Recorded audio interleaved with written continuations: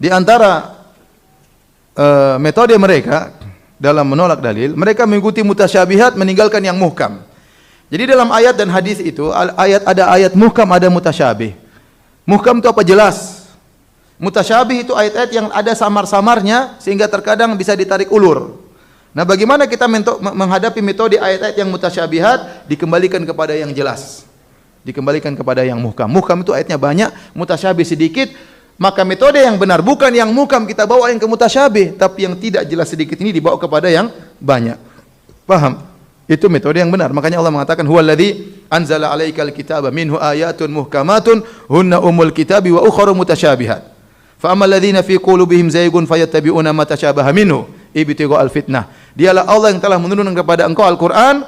Dalam Al-Qur'an ada ayat yang muhkam wa ukharu mutasyabihat, dan ayat mutasyabihat yang sedikit, yang kurang jelas. Bagaimana caranya? Kalau ingin menafsirkan yang mutasyabihat, bawa ke yang muhkam. Bukan sebaliknya, yang muhkam bawa kepada yang mutasyabihat. Adapun orang dalam hatinya penyakit, kata Allah, fa ammal ladzina fi qulubihim zaygun fayattabi'una ma tashabaha minhu ibtigha'al fitnah. Adapun orang yang hatinya ada penyakit, dia mengikuti yang mutasyabih dan dia ingin menimbulkan fitnah. Contoh, ayat tentang Allah di atas banyak sekali. Bahkan kata Imam Ibnul Qayyim rahimahullah dalam Nuniyah, bal alfani, ada 2000 dalil menunjukkan Allah di atas. Oleh karenanya syariat Islam dibangun di atas bahwasanya Allah di atas. Yang menjadi pondasi syariat Islam keberadaan Allah di atas. Buktinya apa? Buktinya Al-Qur'an turun dari mana? Dari atas. Malaikat lapor ke mana?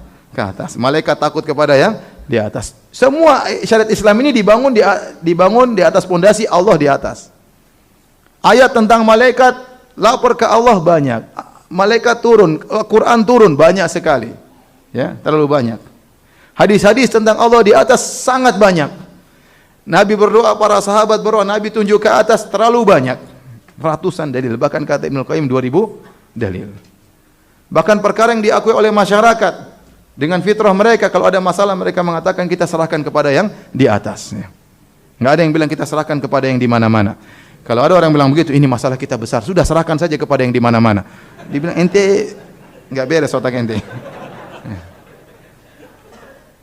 Apalagi kalau pakai mazhab Asy'ariyah, sudah ini perkara besar, berat, kita serahkan kepada yang tidak di atas dan tidak di bawah. Kira-kira gimana? Asy'ariyah kan yakin demikian. Orang awam semua mengatakan serahkan pada yang di atas. Kalau sudah digariskan sama yang di atas, mereka sudah mengucapkan demikian. Mereka berdoa begini. Mereka tahu tatkala Nabi Isra Mi'raj, Nabi bertemu dengan Allah. Bertemunya di mana? Di atas.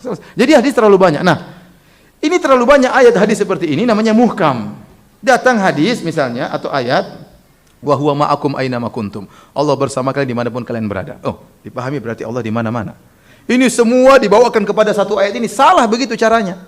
Harusnya yang satu ini dibawa kepada yang ratusan dalil. Bukan ratusan dalil dibelokkan untuk sepadan dengan satu ayat yang dipahami oleh akalnya. Maka bagaimana cara kita memahami wa huwa ma'akum aina ma kuntum? Ya. Wa huwa ma'ahum aina ma kanu, dia bersama mereka di mana mereka berada, maka dibawakan maksudnya ilmu Allah selalu meliputi mereka. Seperti firman Allah kepada Nabi Musa dan Nabi Harun. Tatkala Nabi Musa dan Nabi Harun diutus oleh Allah untuk pergi kepada Fir'aun, ya, maka mereka berkata, Rabbana innana nakhafu ayyafruta alaina aw ayatgha. Ya Allah, kami takut, saya dan Musa dan Harun takut kalau Fir'aun melakukan kezaliman kepada kami. Kata Allah, la takhafa, janganlah kalian berdua takut. Innani ma'akuma, sungguhnya aku bersama kalian berdua. Bersama bagaimana? Asma'u wa ara. Aku senantiasa mendengar kalian, aku senantiasa melihat apa? Kalian. Itu kebersamaan Allah, bukan zatnya bersama Nabi Musa dan Nabi Harun, ya. Itu maksud saya caranya menafsirkan ayat yang mutasyabih dibawa kepada yang muhkam, bukan sebaliknya, muhkam dibawa ke mutasyabih. Ya. Kalau caranya muhkam yang ratusan ayat dibawa ke mutasyabih, ini semua harus ditakwil. Berarti Al-Qur'an namanya buku takwilan kalau begitu. Seluruhnya isinya apa? Takwil.